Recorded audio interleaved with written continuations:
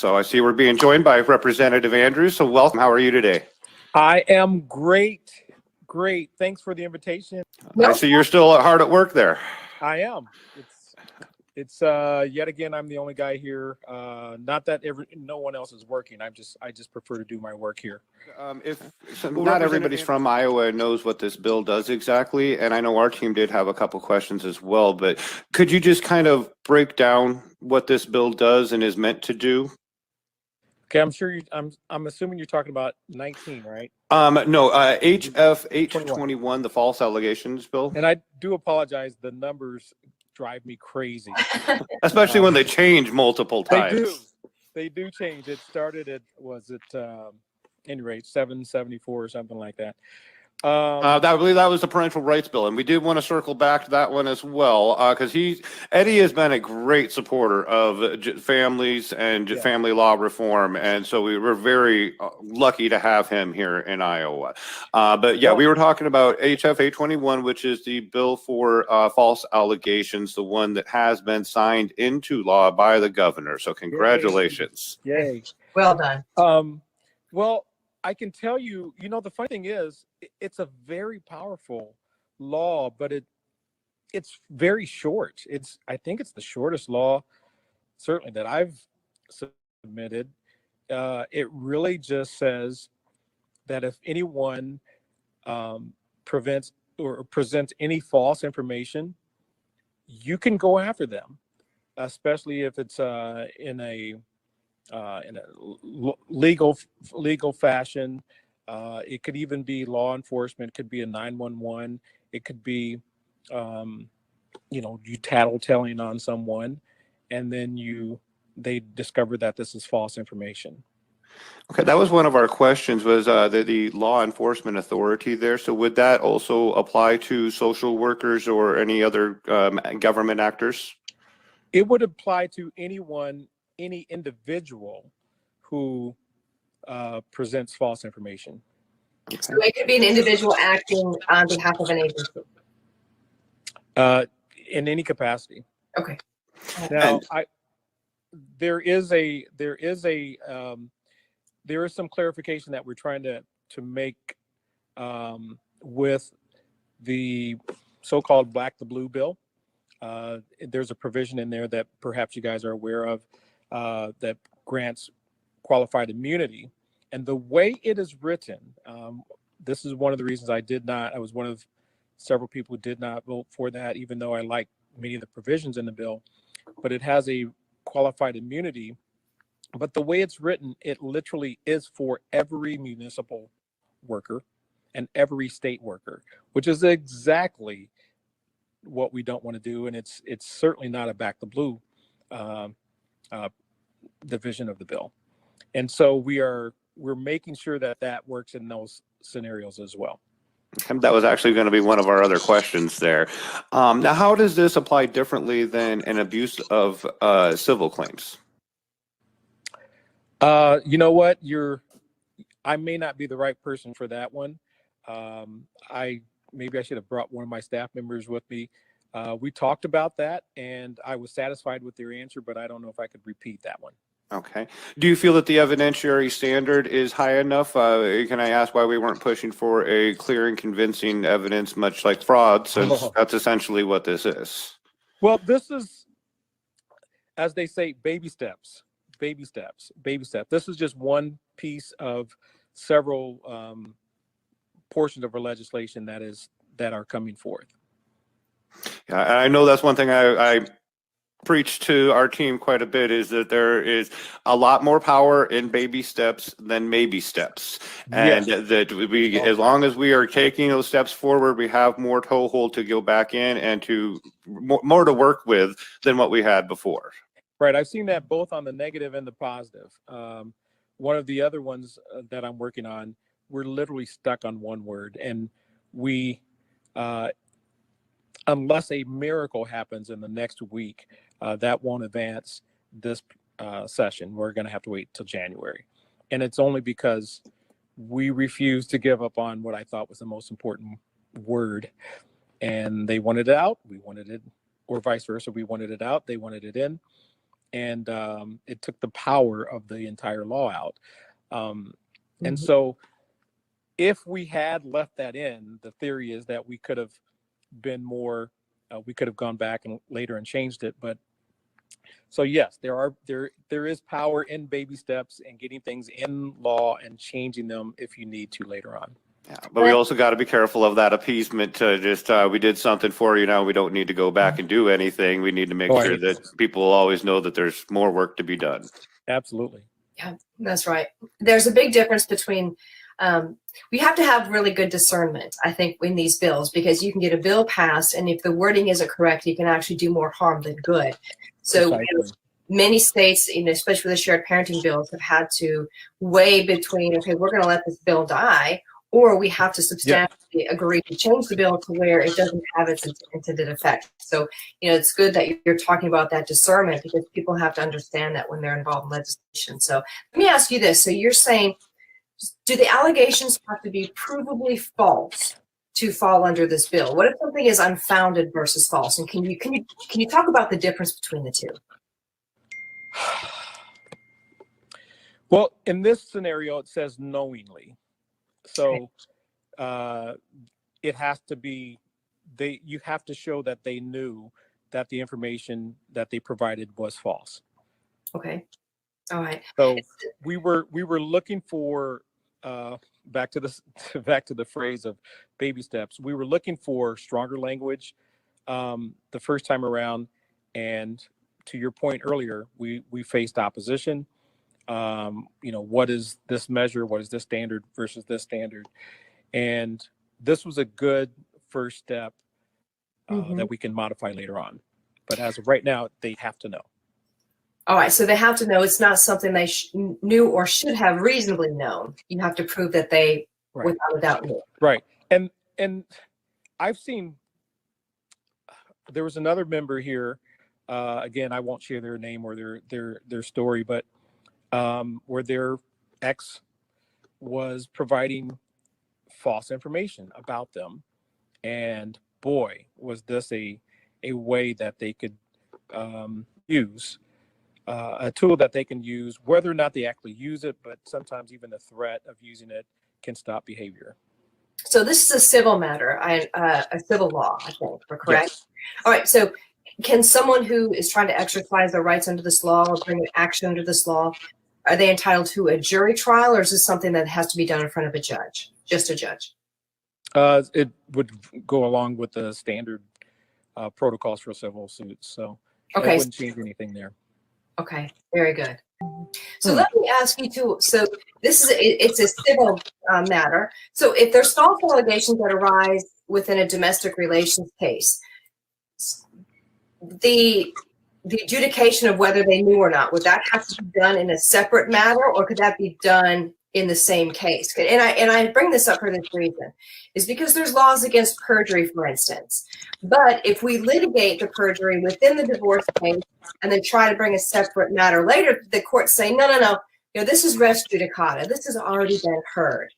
So is there a way that someone could preserve their rights to bring an action under this new bill if it's been brought up in a domestic relations case? Oh boy, that's the question for one of my family attorney staff members. I do apologize. I don't know the answer to that one.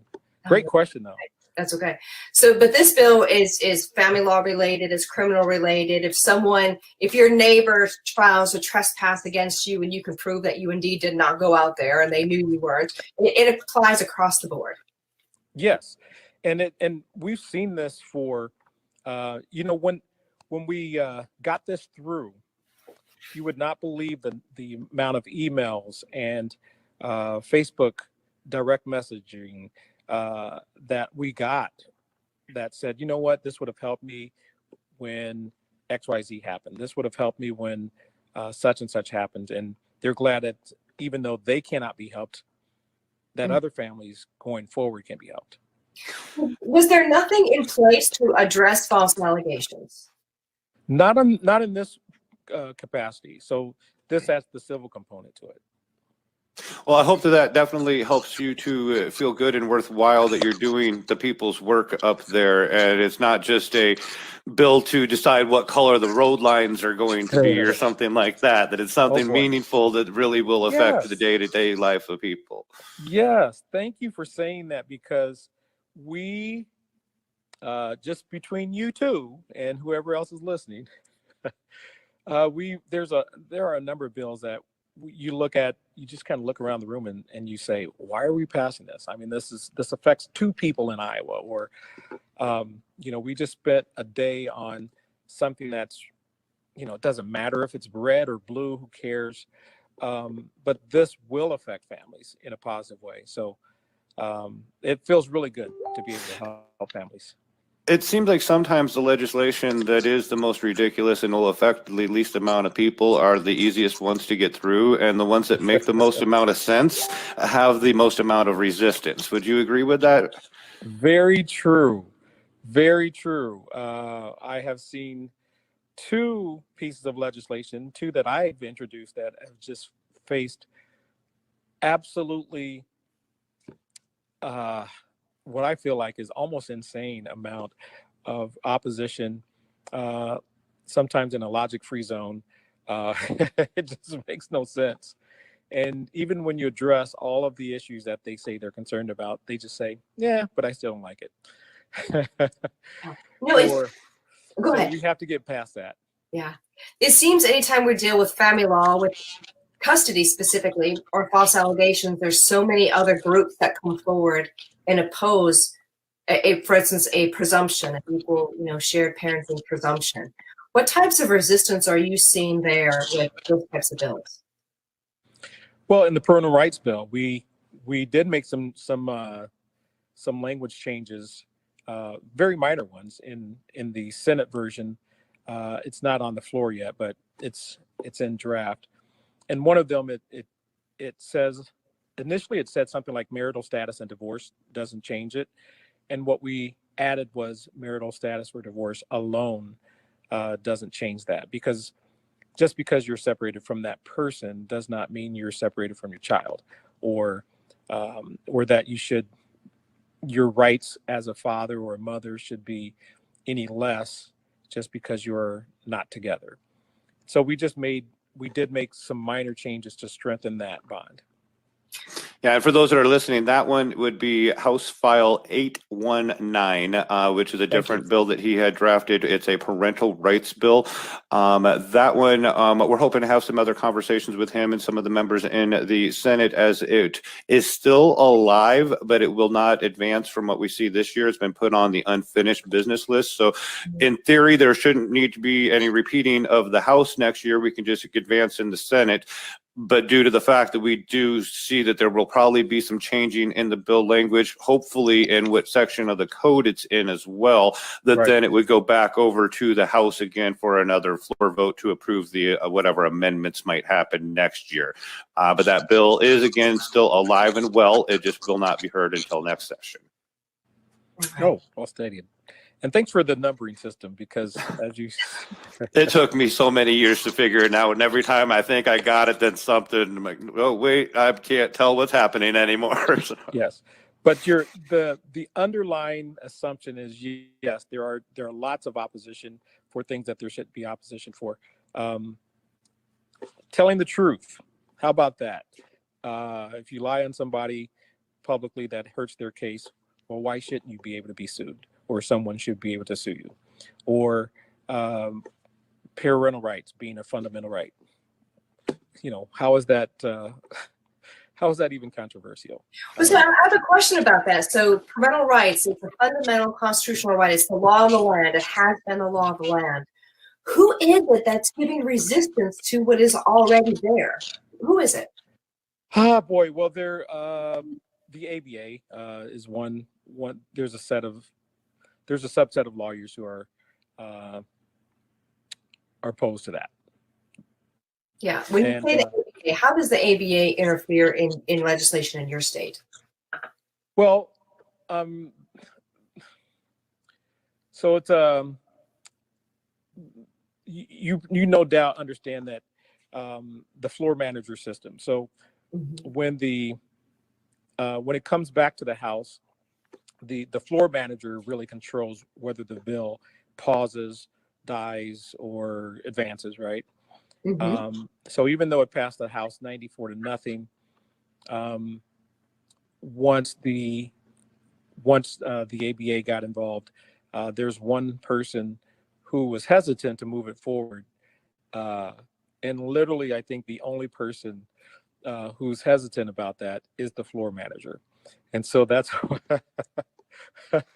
it's funny that one person can literally stop the show.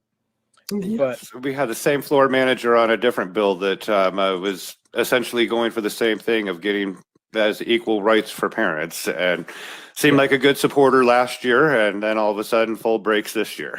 yes, and so that's why their weight means so much in this case, where we don't really need their input, but we do to satisfy the floor manager.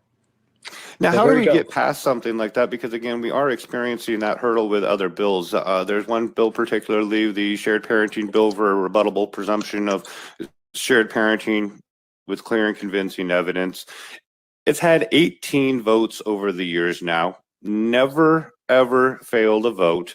It is one of the most popular bills statewide. When polled, it makes sense. And one person is repetitively able to stop it every year. It's going to change too. But this is, again, it's a waste of taxpayer time and money to keep debating the same thing over and over that is continuously agreed, just for one person to have that capability to stand in the way and block it for everybody. And how do we overcome that when we're trying to be as polite as possible, never want to tear anybody down or attack anybody, but these things get very frustrating when we know we have the support needed, but just one person can get in the way and stop it. Good point. And first of all, before I even say anything else, let me just make sure that I am not seen in any way tearing them down on a personal level, even though we disagree, right? And that's a big thing that a lot of people want to go straight for that attack. Yeah. And that's not going to help us to build bridges and to get to that tomorrow we're looking for. And so we're not about that either. Right. Great guy. Just we disagree on this. Well, you know, I'm looking at all of my law books right in front of me. I'm not a lawyer, nor do I play one on TV, but I guarantee you that in the last 6 weeks or so that it passed the House, I have looked at more case law, maybe, I was going to say maybe than ever. No, definitely more than ever than I ever have in all my years prior to this. And I've looked at similar legislation in Oklahoma, similar legislation in Arizona and Pennsylvania, and read court cases, mainly to understand their concerns. And quite honestly, I think they've all been alleviated. And it's one of those situations where there's one other person that they're listening to, that yet another person that has some weight with them, and they're just not moving forward until that person is satisfied, which is potentially never. And so we just have to get better. I think that's the ultimate answer. Just have to employ the legal system, the lawyers like Melissa and other people who have expertise, who can provide answers that satisfy them. So a lot of our listeners and followers, I mean, and you know, us to some extent, you know, we're convinced that these shared parenting bills won't pass because of the Title IV money that the states receive. Of course, if there's a shared parenting bill, child support goes down, and Title IV, you know, D funds go down to the state. How much does Title IV factor in with the lawmakers who just keep killing our bills every year? So I can only say with speculation. I really don't have any concrete evidence. I've heard that before, but I can't really comment on that until I have better information on that. But it is a concern shared by many. So after first year being in office, I'm sure that you have many takeaways. There, Yes, I do. people watch TV shows and everything else, so I guess they get that image in their mind that it's all just about backroom dealings and money's exchanging hands. And after personally being up there, I see that it's a lot more about grassroots efforts and simply having conversations.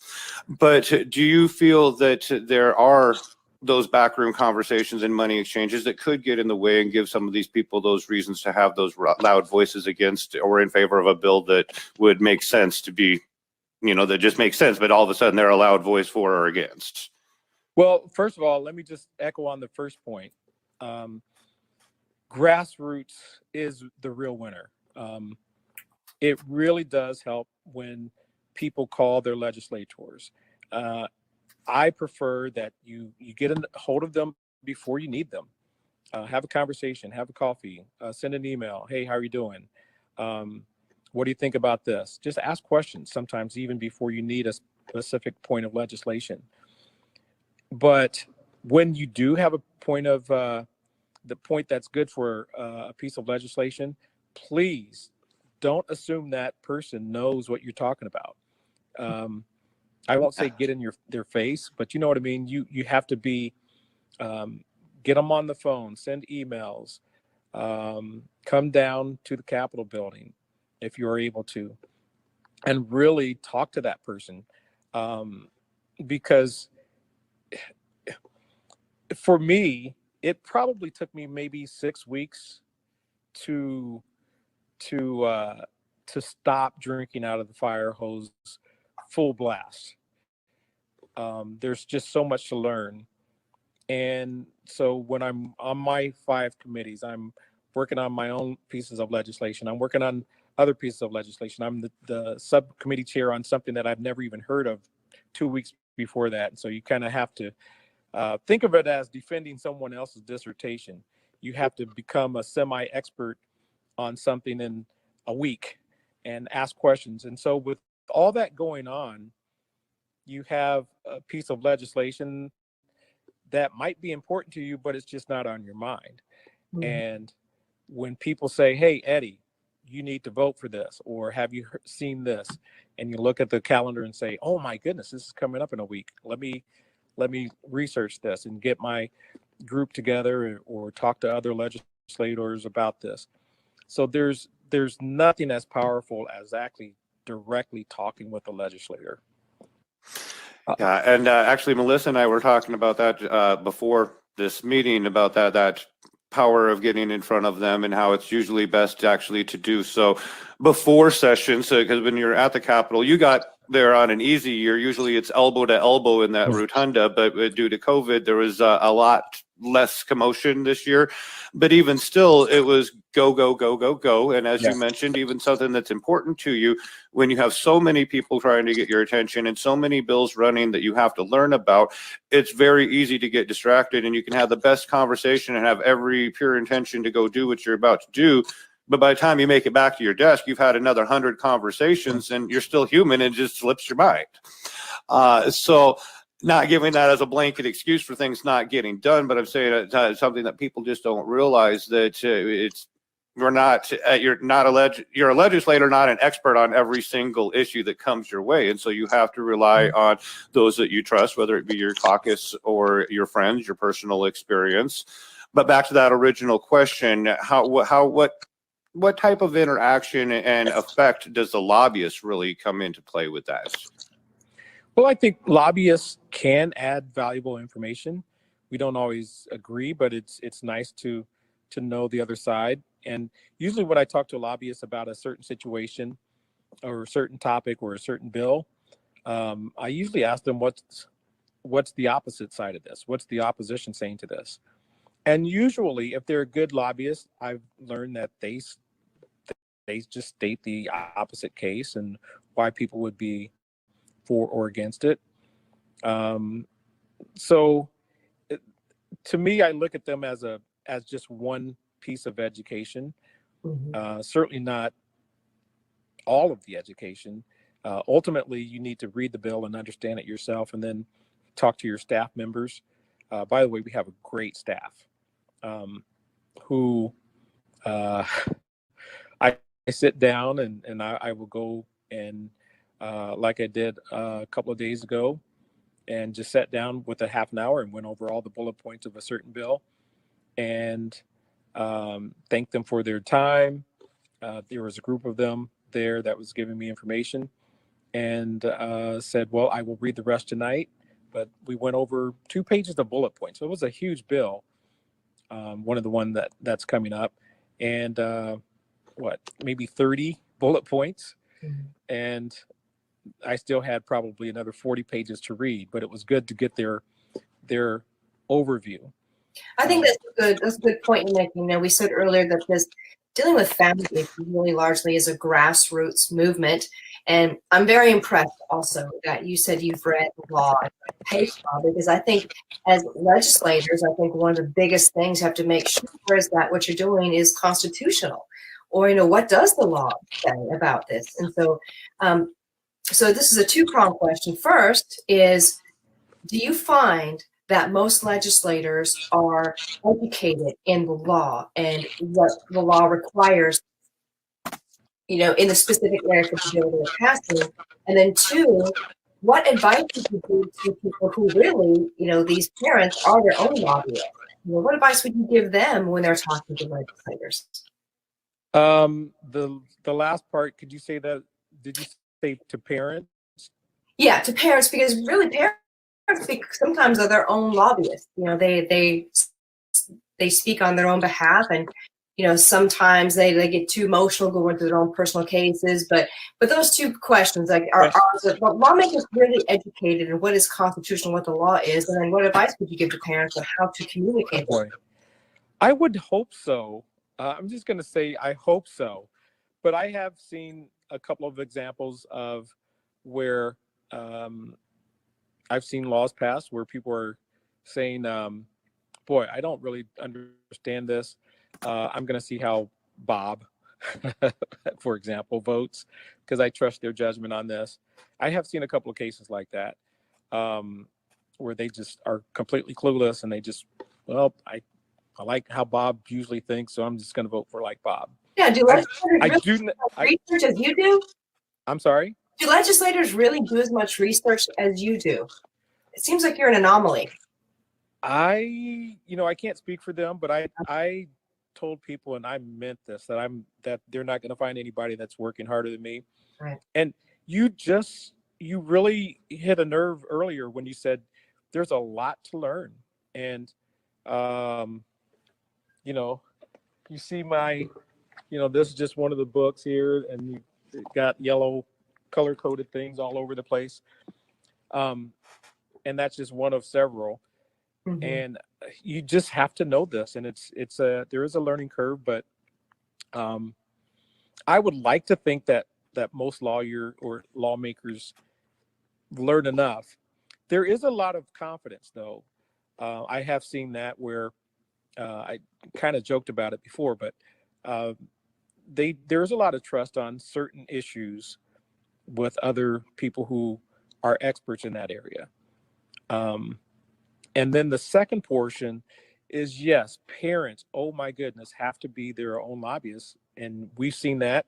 I'm sure you guys have seen that many, many times, where mom or dad will come down and say, hey, I'd like to talk to legislator A, and just have a conversation about, this is my story, this is what's going on, I'd like your support in this area. We saw that even this past week, where we saw one, it wasn't this area, but it was, Kimberly Gleason, and the where she almost single-handedly revived 2 bills in both the House and the Senate with legislative help. And she's a one-woman person. She's not even a lobbyist. She just is a force that has determined to be down here and meet every legislator that can help her. And we were able to do that. So it's those kinds of examples are valuable, because it just tells you that parents can make things happen just lobbying for yourself. Do you recommend that they discuss their personal stories? Do you recommend they bring in case law to the legislators? What should they do to be the most effective? As whatever works for them. I mean, that's the short answer for me. I don't think in this case there was any case law that was just brought out. It was like, hey, this is my story. This is what happened. This is what I want to happen to protect other people, to not have to go through and endure what I did. And so we took laws that had died, so to speak, and revived them. And so anything that any person, any individual, any mom, any dad, any just a standard citizen can do to tell why you need it. And people remember stories. And so, and there's no testimony like your own. You can't argue with that. This happened to you, or this was my experience. And when you're talking with a lawmaker, that's what people really want to hear. This is your testimony, and is it going to help anyone else if we do X, Y, Z? How effective are rallies and committee meetings where parents come and tell their stories? Because we've seen recently.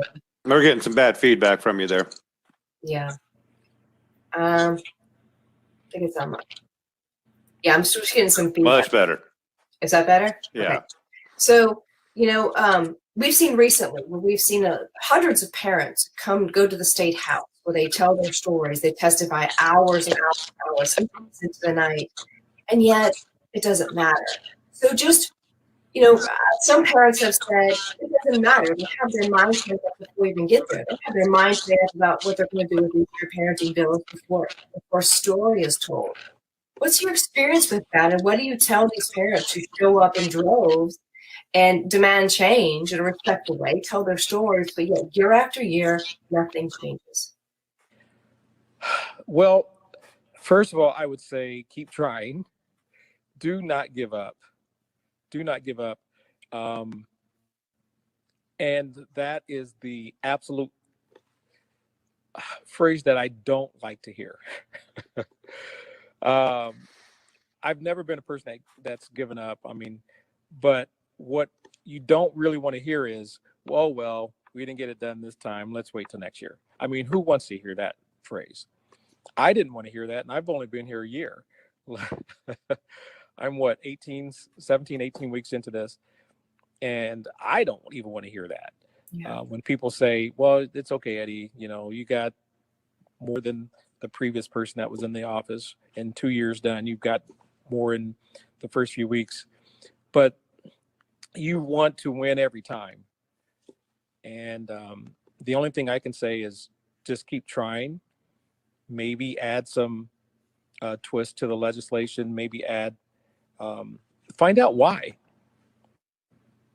Have a meeting with all the people on that committee, for instance. Okay. The correct answer we were looking for was never fear. Eddie's here now. He's already done fabulous on year one for a freshman legislator. Again, I was very lucky to have you. It's an honor.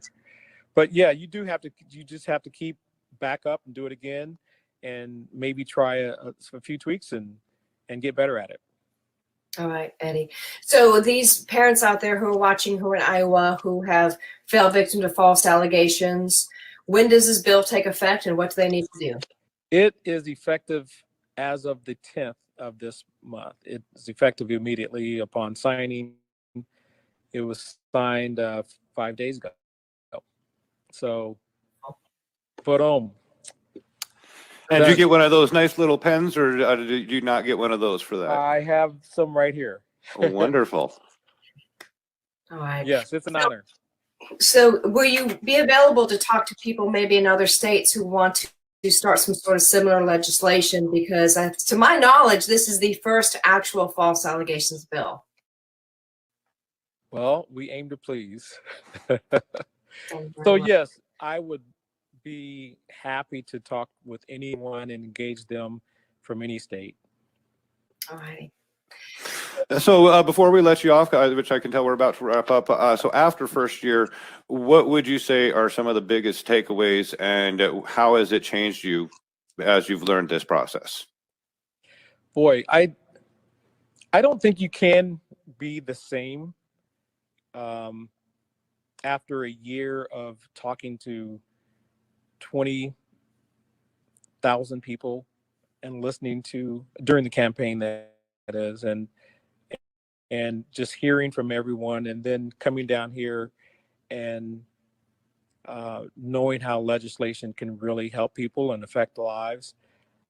I don't think you can be the same. I think I know certainly that I've grown as a person, and I hope to be you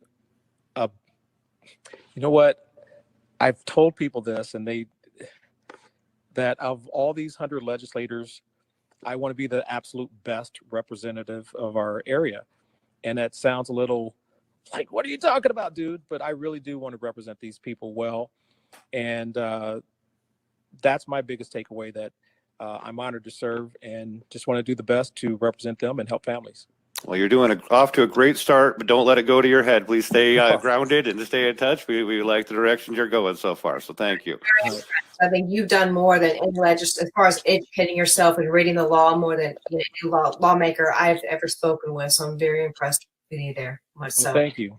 So, Representative Andrews, how can our listeners friend you, follow you, find you? How can they get a hold of you, or just follow what you're doing? Sure. Go to Facebook, and it's Eddie for Iowa. Eddie #4 Iowa. That's our page. Please like that page. You can also friend me on my regular page, Eddie Andrews. But Instagram, it's Eddie Andrews Rocks. Sorry, that was just my personal one. And then on Twitter, it's just Eddie Andrews. If you're into web stuff, just Eddie4Iowa.com or just EddieAndrews.com, either one of those. And phone number is 515-800-IOWA, 515-800-4692. Call me, text me anytime. All righty. And Mr. Nicholas Dreesen, how can they get a hold of you and follow the work that you're doing there in Iowa? Yes, and thank you again, Melissa, and all of Dad Talk Today listeners. First, want to announce that we also are about a month away from rolling out Fawn Talk, which will be happening on every Saturday night. And so we're just going to continue to do just like we did here, just have a conversation with different people. Those who wish to follow us can look us up on Facebook at Families United Action Network, all spelled out. And you can also go to our website of familiesunite.org. Wonderful. All righty. Thank you again, Representative Eddie Andrews. Thank you, Nick. I'm sure we'll speak again soon. You're doing wonderful work and hope to have you on again. Thank you. God bless you. Thank you very much.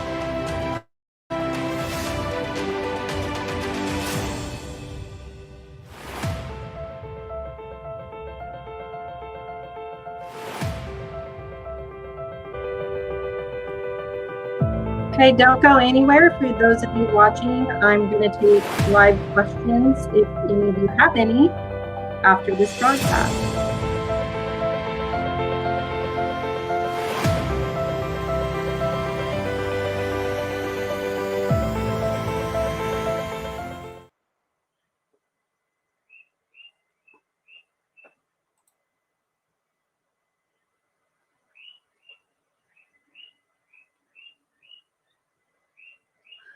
Well, thank you very much for watching. If you have questions or comments about this false allegations bill, please go down below and post them, or go to familiesunite.org and you can go to the contact page there and post your question there.